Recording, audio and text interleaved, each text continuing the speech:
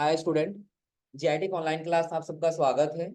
और आज की क्लास में जानेंगे डुअल जीएसटी मॉडल। क्योंकि ध्यान दीजिए, पिछली क्लास में हमने पढ़ा था जीएसटी। और जीएसटी एक प्रकार की गवर्नमेंट का क्या है, इनकम का एक सोर्स है। बताया था आप लोगों ने, चाहे यह डायरेक्ट रूप से हो या फिर वो इनडायरेक्ट रूप से। लेकिन जो जीएसटी है वो एक प्रकार का इनडायरेक्ट टैक्स है, ये हमने आपको समझाया। देता लास्ट में कस्टमर है, लेकिन पेमेंट कौन करता है? हमारा मैन्युफैक्चरर करता है। पढ़े हम लोग ना। और उसके बाद जब आएगा तो अगला हम लोग का यही आता है, मेन हेडिंग कौन सा? Dual GST. डुअल का मतलब क्या होगा कि जहां पे डबल चीज हो जाए। डबल क्या? तो कह रहा है डुअल जीएसटी मॉडल के अनुसार स्टेट गवर्नमेंट और सेंट्रल गवर्नमेंट दोनों को टैक्स लगाने और कलेक्ट करने का अधिकार दिया गया। मतलब कुछ समझ आ रहा है? हमारे दो गवर्नमेंट, एक स्टेट का गवर्नमेंट और दूसरा सेंट्रल गवर्नमेंट। जो अभी आप लोग देख रहे हो ना, सेंट्रल गवर्नमेंट के लिए भी चुनाव हुआ। आ समझे ना? कौन बनेंगे कौन नहीं बनेंगे अभी चल रहा है। कल पता चलेगा। आ रहा समझ में ना? तो ध्यान दीजिए, तो यही सेंट्रल गवर्नमेंट और स्टेट गवर्नमेंट दोनों को पावर दिया गया होता है। क्यों दोनों को पावर दिया गया होता है? यहाँ कह रहा है जिससे स्टेट गवर्नमेंट को टैक्स रिवेन्यू के लिए सेंट्रल गवर्नमेंट पर निर्भर नहीं रहना पड़े। एक एग्जांपल समझिए, अगर जो सेंट्रल गवर्नमेंट को सिर्फ पावर दिया गया होता है, स्टेट गवर्नमेंट को पावर नहीं दिया गया। क्योंकि स्टेट गवर्नमेंट का भी ऊपर से कौन है? सेंट्रल गवर्नमेंट है कि नहीं? अब ये सारा पावर दे दिया गया किसको? सेंट्रल गवर्नमेंट को। अब स्टेट गवर्नमेंट टैक्स कलेक्ट करेगा ही नहीं। और सेंट्रल गवर्नमेंट कहे कि हमारे पास टाइम नहीं है, कुछ दिन के बाद हम टैक्स कलेक्ट करेंगे। तो उतना टाइम वेट करना पड़ेगा स्टेट गवर्नमेंट को ना। लेकिन अगर जो स्टेट गवर्नमेंट को भी ये पावर है, तो स्टेट गवर्नमेंट क्या कर सकती है? टैक्स कलेक्ट करेगी कस्टमर से, और आधा अपने पास रख लेगी और आधा अपने सेंट्रल गवर्नमेंट को देगी। इतना क्लियर है ना? हाँ, तुम दोनों सोलो बढ़िया से, तुम ही दोनों कह रहे हैं। मतलब सर ऐसा नहीं है कि 80% स्टेट गवर्नमेंट। नहीं नहीं, उस 18% में से 9% सेंट्रल गवर्नमेंट और 9% स्टेट। अब चलिए, अब इसके नीचे आ जा रहा है कौन सा शब्द? सप्लाई। तो डुअल जीएसटी मॉडल क्या, बस इतना याद रखिए, जिसमें दोनों लोग को पावर है। किसको किसको? सेंट्रल गवर्नमेंट और स्टेट गवर्नमेंट। जो आगे कह रहा है कौन सा? सप्लाई। सप्लाई क्या समझ लीजिए, जो भी हम कुछ सेल कर रहे हैं ना, वो एक प्रकार से हमारा क्या है? सप्लाई है। और यह सप्लाई दो प्रकार का होता है, चाहे गुड्स बेच रहे होंगे या फिर सर्विसेज सेल कर रहे हैं। जो देखिए दे रहा है, जीएसटी में सप्लाई शब्द का प्रयोग बहुत व्यापक है। सप्लाई को दो तरीके से समझा जा सकता है। पहला कह रहा है सप्लाई ऑफ, और दूसरा कह रहा है सप्लाई ऑफ सर्विसेज। कह रहा है कि जब हम किसी गुड्स को सेल करेंगे तो यह हमारे लिए क्या कहा जाएगा? सप्लाई ऑफ गुड्स का। अगर जो ये वस्तु है हमारे पास मार्कर पेन, तो अगर जो इसके हम विक्रेता हैं, खरीदते और ये क्या करते हैं? सेल करते हैं। तो अगर ये मार्कर पेन बेच रहे हैं तो हमारे लिए वो हमारा कौन सप्लाई कहलाएगा? Supply of goods. इतना क्लियर है ना? और अगर जो वही हम कोई गुड्स नहीं देते हैं बल्कि कोई सेवा प्रदान करते हैं, सेवा का मतलब क्या होगा? कि सपोज करिए कि हमारी कंपनी जो प्रचार प्रसार करने का काम करती है। आ रहा समझ में ना? एग्जाम्पल के तौर पे हमारा जो कंपनी है वो रेडियो रेडियो वाला है। रेडियो के माध्यम से प्रचार प्रसार करने का काम करता है। अब आपका नया बिजनेस खुला, आप चाहते हैं हम रेडियो के माध्यम से प्रचार प्रसार कर सकें, तो आप आएंगे तो हम आपसे सेल करें, देखिए इतना दिन, अगर जो आपको वैलिडिटी चाहिए, आपको उतने इतना अमाउंट पे करना हो। आया समझ में ना? हम उनसे क्या करें, उतना अमाउंट ले लेंगे और उनका जो कंटेंट वो कंटेंट नोट कर लेंगे। उनकी सेवा करेंगे जब तक उनकी वैलिडिटी रहेगी। सेवा क्या करना है कि अपने रेडियो के माध्यम से प्रचार प्रसार कराना है, तो उनको हमने कोई गुड्स दिया है? गुड्स नहीं दिए ना, बल्कि उसके बदले हम क्या किए? उनको कुछ सेवा प्रदान की। वो एक प्रकार का हमारा क्या कहलाएगा?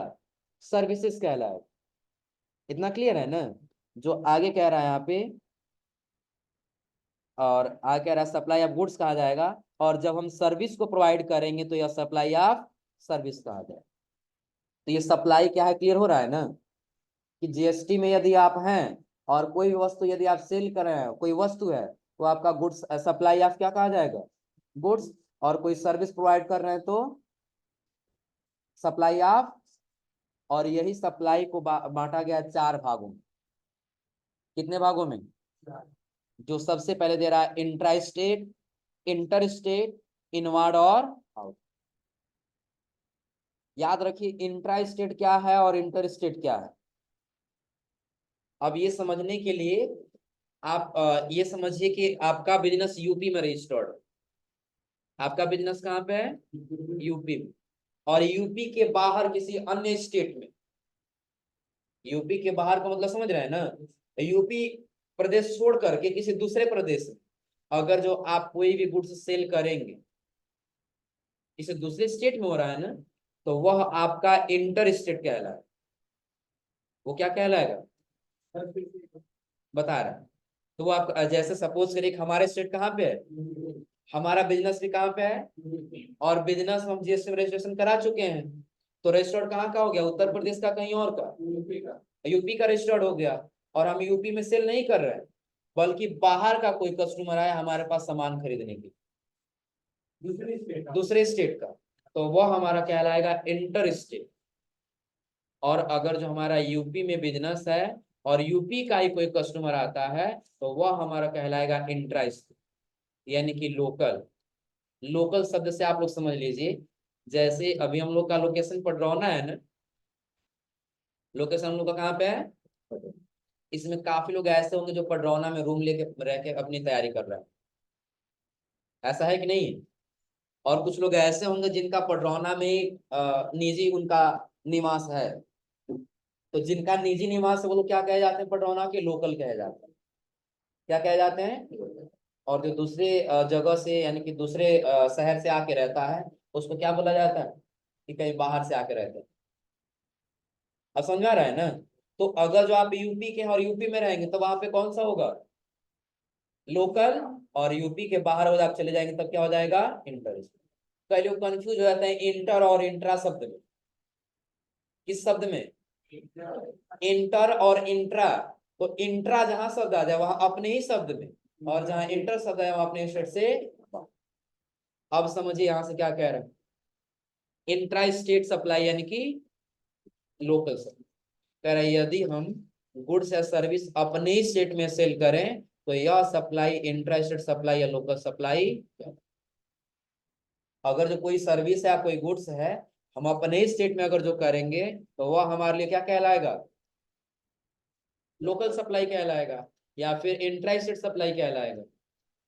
और वही आगे कह रहा है, सपोज यदि हमारा यूपी में रजिस्टर्ड, हमारा बिजनेस कहाँ रजिस्टर्ड है, यूपी में, और हम यूपी के भीतर किसी अन्य बिजनेस को गुड्स या सर्विस सप्लाई करें, तो यह हमारे लिए इंट्रा स्टेट सप्लाई या लोकल सप्लाई, या फिर लोकल, ये इंट्रा स्टेट ट्रांजेक्शन या फिर लोकल ट्रांजेक्शन कहा है। इसका देखिए 4 नाम दिया है। इंट्रा स्टेट सप्लाई कहा जाए तो भी क्या है, लोकल है, यानी कि अपने स्टेट के अंदर ही है। और अगर जो लोकल सप्लाई सिर्फ कहा जाए तो भी हम कहाँ पे हैं, अपने स्टेट के अंदर। या फिर इंट्रा स्टेट ट्रांजेक्शन, बात तो वही हो रहा है, चाहे सप्लाई का है या फिर हम ट्रांजेक्शन का। ट्रांजेक्शन आप लोग पढ़े, एक या दो बिजनेस के बीच में होने वाला लेन देन क्या कहलाता है, ट्रांजेक्शन कहलाता है। और उसके क्या कह रहा है, लोकल ट्रांजेक्शन। तो जहां लोकल या इंट्रा शब्द आ जाए वहां समझ जाएंगे ना कि अपने स्टेट से बाहर हो रहा है ट्रांजेक्शन, सही है ना? Yes sir.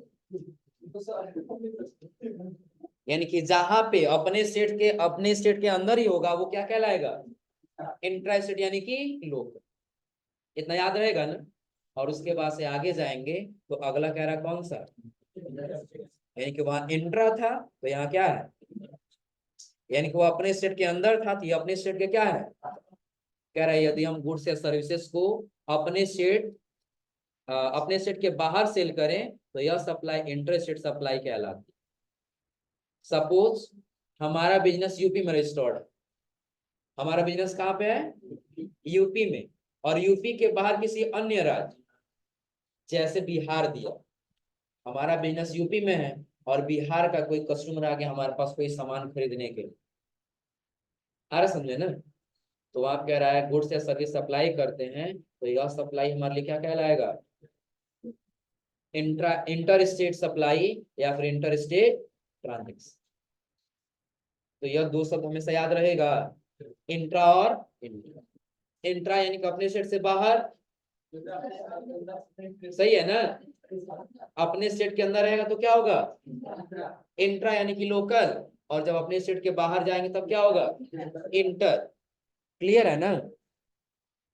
अब हम लोग सबसे पहले पढ़े टाइप्स ऑफ सप्लाई, और टाइप्स ऑफ सप्लाई कितने प्रकार के हैं, जिस हम लोगों ने पढ़ा कितने के बारे में, दो। कौन कौन, इंट्रा और, इसके आगे आता है इनवर्ड और, इन का मतलब अंदर और आउट का मतलब। तो इतना समझिए कि यदि ये आपका बिजनेस है, क्या ये बिजनेस, तो अब आप बताइए, अगर जो कोई गुड्स बेचना है तो पहले आप खरीदेंगे ना, पहले परचेस करेंगे ना। तो अगर जो आप मार्कर पेन है, या सपोज करिए कि हमारे पास एक कंप्यूटर है, कंप्यूटर का बिजनेस करते हैं, तो पहले कंप्यूटर परचेस करेंगे तभी तो हम सेल करेंगे ना। तो कंप्यूटर परचेस करने की प्रक्रिया क्या कहलाएगा, इनवर्ड कहलाएगा। और कंप्यूटर बेचने की प्रक्रिया क्या कहलाएगा, आउटवर्ड कहलाएगा। क्योंकि जब हम खरीदेंगे तो कंप्यूटर हमारे बिजनेस में आएगा। इन का मतलब क्या होगा, अंदर। तो इनवर्ड का मतलब क्या, बिजनेस में आ रहा है ना। और आउटवर्ड का मतलब क्या होगा, बिजनेस से बाहर। तो अगर जो एक हमको कंप्यूटर बेचना है, पहले हम खरीद के लाने गए, तो बिजनेस में लेके आए हैं ना, तो वो क्या होगा, इनवर्ड होगा। और बिजनेस यदि सेल करें तो हमारा क्या होगा। इतना क्लियर हो रहा है ना। जो देखिए यहाँ पे दिया हुआ है। अब इसी में सबसे इंपॉर्टेंट हम लोग को समझना है आईटीसी, और नीचे वाले में समझना है टैक्स लायबिलिटीज। समझिएगा क्या है, इनवर्ड सप्लाई। जीएसटी में हम जो कुछ भी परचेस करते हैं तो वो हमारी क्या कहलाती है, इनवर्ड सप्लाई। और इनवर्ड सप्लाई होने पर हमें क्या प्राप्त होता है, आईटीसी। और आईटीसी का मतलब क्या होगा, इनपुट टैक्स क्रेडिट। क्रेडिट का मतलब क्या होता है, उधार। ये तो पता है आप लोगों को ना। अगर जो क्रेडिट शब्द आया था हम लोग पढ़े बताए आपको कि हमेशा क्या होगा, तब उधार होगा।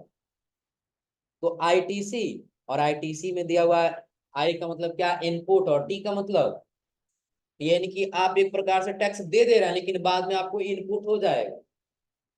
इनपुट का मतलब समझ रहे हैं ना, मिल जाएगा। जो कह रहा कब, परचेस करने पर होता है ना।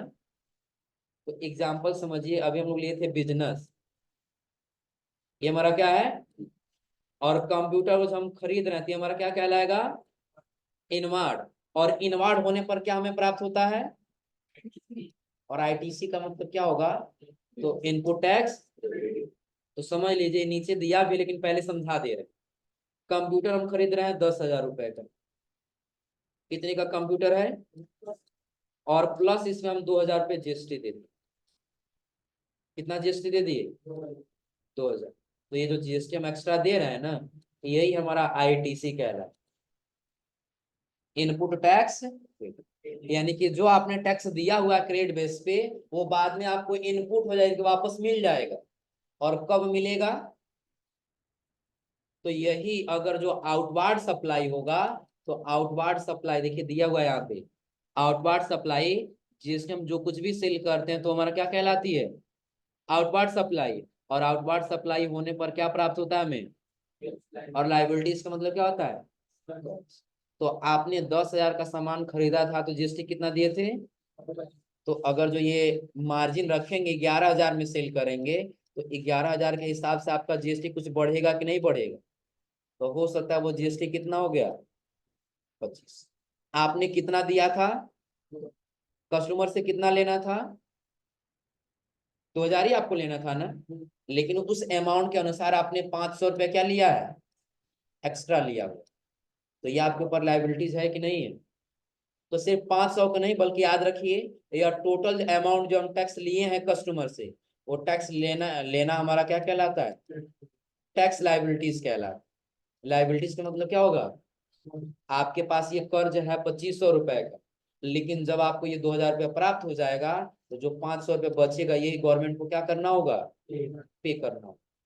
क्योंकि आप लोग ध्यान रखिए, पिछले क्लास में आप लोग को बताए थे, मैन्युफैक्चरर अगर जो होलसेलर से कोई सामान बेच रहा है, तो मैन्युफैक्चरर पहले खरीदा होगा सामान ना, तो उसने वो टैक्स दे दिया कितने रुपए, 5 रुपए। कितना टैक्स दे दिया, तो मैन्युफैक्चरर के लिए 5 रुपया क्या कहलाएगा, आईटीसी कहलाएगा। मैन्युफैक्चरर पैसा दिया हुआ टैक्स ना, तो बाद में उसको प्राप्त होना है कि नहीं होना है, तो वही क्या कहलाएगा। और जब मैन्युफैक्चरर होलसेलर से सेल कर रहा है, तो उससे टैक्स ले लिया कितना, 6 रुपए। तो मैन्युफैक्चरर के लिए ये 6 रुपया क्या कहलाएगा, टैक्स लाइबिलिटीज कहलाएगा।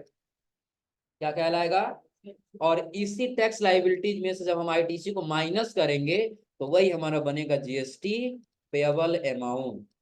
अब कुछ क्लियर हो रहा है। तो अब आप बताइए, मैन्युफैक्चरर अपने पास से जीएसटी 1 रुपया दिया है, अपने पास से दिया है। अगर जो पहले 5 रुपया अपने पास से दिया था क्रेडिट के तौर पे, उधार के तौर पे, तो 6 रुपया उसने कस्टमर से लिया कि नहीं लिया, तो 1 रुपया जो बचा वही गवर्नमेंट को क्या कर देगा, तो उसने तो होलसेलर से ले लिया ना। सेम यही कहानी चलेगा रिटेलर के पास। किसके पास चलेगा, रिटेलर। और रिटेलर किससे कलेक्ट करेगा, कस्टमर से। कस्टमर किसी से लेने जाएगा, तो लास्ट पेमेंट कौन करेगा, कस्टमर करेगा। तो यही आप लोग बताए थे, एक दूसरे के माध्यम से हो करके जा रहा, तो डायरेक्ट है कि इनडायरेक्ट। तो आप लोग एक बार क्लियर कर लीजिए। अभी आप लोग को जो बताएं, intra state, inter state, inward और आउटवार्ड, ये चारों क्लियर है ना। आईटीसी क्या है और टैक्स लाइबिलिटीज क्या, ये क्लियर हो रहा है। इतना समझिए कि जब आप परचेज करते समय कुछ टैक्स पे कर देंगे, वो आपका आईटीसी है। हमारा बिजनेस से कुछ खरीदने जाएंगे ना, तो टैक्स उस पर लगा होगा कि नहीं लगा होगा, तो जो टैक्स हम पे कर देंगे वो हमारा क्या कहलाएगा, आईटीसी। और जब कस्टमर से सेल करेंगे तो हम तो भाई जीएसटी पेमेंट किए ही हैं, तो कस्टमर से वसूलेंगे कि नहीं वसूलेंगे। तो अगर जो हम एक्स्ट्रा ले ले रहे हैं या जीएसटी जो कुछ से ले ले रहे हैं, वही हमारा क्या कहलाएगा, टैक्स लाइबिलिटी, यानी कि हमारे ऊपर क्या कहलाएगा, वो कर्ज क्या। कोई दिक्कत इसमें, यहाँ तक कर ले जाएंगे ना। अब यही आगे दिया हुआ कि टैक्स लाइबिलिटीज क्या है, और टैक्स लाइबिलिटीज के जब आगे जाएंगे तो दिया है इनपुट टैक्स क्रेडिट यानी कि आईटीसी।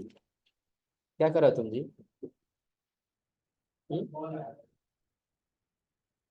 पढ़ाई के समय कॉल रिसीव करो तुम। चलो, तो ये आउटवार्ड तक क्लियर है ना। अब देखिए वही बता रहा है टैक्स लाइबिलिटीज क्या होगा और आईटीसी क्या होगा। तो यहाँ तक लगभग समझ गए होंगे ना। कह रहा है क्या, जब हम किसी गुड्स या सर्विस को सप्लाई यानी कि सेल करते हैं, तो गुड्स की कीमत के साथ ही साथ कुछ टैक्स अमाउंट यानी कि जीएसटी भी कलेक्ट करते हैं। और जो कोई गुड्स है, आ जाओ, चार्जेस वैसे तुम्हारा ना, तुम्हारा 4 बजे से वैसे ना जी। हाँ तो वेट कर लो।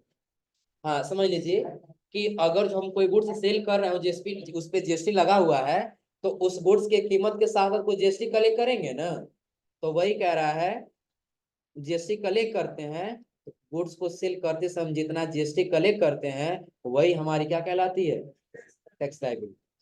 जैसे उदाहरण के लिए दिया, उदाहरण के लिए मान लीजिए यदि हमने किसी गुड्स कस्टमर से सप्लाई किया, जिसकी कीमत कितना है, 100 रुपए है, और इस गुड्स पर जीएसटी कितना परसेंट है, 5% लागू है, तो अतः टैक्स अमाउंट कितना होगा, 5 होगा। तो इस प्रकार कस्टमर से टोटल कितने अमाउंट हम रिसीव किए, 105 रुपए कलेक्ट किए, तो टैक्स लाइबिलिटीज कितना होगा, 5।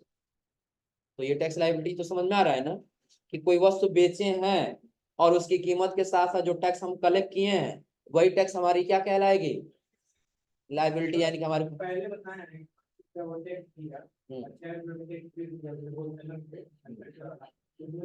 होगा ना नहीं, पूरा पूरा पूरा अमाउंट ही कहलाए, पहले तो पूरा अमाउंट ही कहलाएगा ना। मैं कहता उदाहरण नहीं दिया, देख रहे हो कि 5 कितने में हम सेल कर रहे हैं, 100 रुपए का 5% निकालो, कितने रुपए निकलेगा, 5 रुपए। तो 5 हम उस कस्टमर से जीएसटी कलेक्ट कर रहे हैं ना, तो 5 का टोटल यहाँ पे लाइबिलिटीज बता रहा है, लाइबिलिटी कितना होगा 5 ही रुपया होगा। जितना जीएसटी कलेक्ट कर लेंगे उनसे, 2 रुपया कलेक्ट करें, 2 रुपया टैक्स लाइबिलिटीज है। 50 रुपया कस्टमर से ले लिए टैक्स के रूप में, तो 50 रुपया क्या है, टैक्स लाइबिलिटीज। अब क्लियर है ना। और उसके बाद कह रहा है आईटीसी, जब हम गुड्स या सर्विस परचेस करते हैं, तो गुड्स की कीमत के साथ साथ कुछ टैक्स अमाउंट भी पे करते हैं, और यही टैक्स अमाउंट ही क्या हमारी क्या कहलाएगी, इनपुट टैक्स क्रेडिट कहलाती है। सपोज यदि हमने किसी गुड्स को सप्लायर से परचेज किया, जिसकी कीमत कितना है, 100 रुपए है, और गुड्स की कीमत के साथ हम कितना जीएसटी दे दिए, तो अतः टैक्स अमाउंट कितना होगा। इस प्रकार हम सप्लायर को कितना पेमेंट किए हैं, तो इस ट्रांजेक्शन में आईटीसी कितना प्राप्त होगा, 5। कितना क्लियर है, कोई दिक्कत इसमें। जब परचेज करेंगे तो आईटीसी होगा। इतना समझो कि अगर जो कोई वस्तु हम खरीदने चले गए, परचेज करने चले गए, इतना समझ में आ रहा है ना, और परचेज में जितना वस्तु की कीमत है और उसके साथ साथ जितना आप टैक्स पेमेंट कर दी, वही आपका आईटीसी कहलाए, यानी कि इनपुट टैक्स क्रेडिट, जो आपको बाद में प्राप्त हो जाएगा। इतना क्लियर है ना। और उसके बाद हम बताए हैं टैक्स लायबिलिटी। अगर जो हम वस्तु खरीद के लाए थे और उसको सेल करना है, तो सेल करते समय कुछ ना कुछ जीएसटी कलेक्ट करेंगे कि नहीं करेंगे, तो वही जीएसटी हमारे लिए क्या कहलाएगा, टैक्स लायबिलिटीज कहलाएगा। यानी कि हम पेमेंट करेंगे जीएसटी तो आईटीसी, और यदि हम जीएसटी कलेक्ट करेंगे तो टैक्स लायबिलिटी। इतना क्लियर है ना। तो यहां तक आप लोग पढ़ करके आइएगा। फिर आगे आप लोग बताते हैं कब कौन सा जीएसटी लगेगा, इसका स्ट्रक्चर, और स्ट्रक्चर के बाद हम लोग पढ़ेंगे कौन सा जीएसटी रजिस्ट्रेशन, कि कब जीएसटी को रजिस्ट्रेशन, बिजनेस को रजिस्ट्रेशन कराना पड़ेगा और कब रजिस्ट्रेशन कराने की आवश्यकता। इतना क्लियर है ना।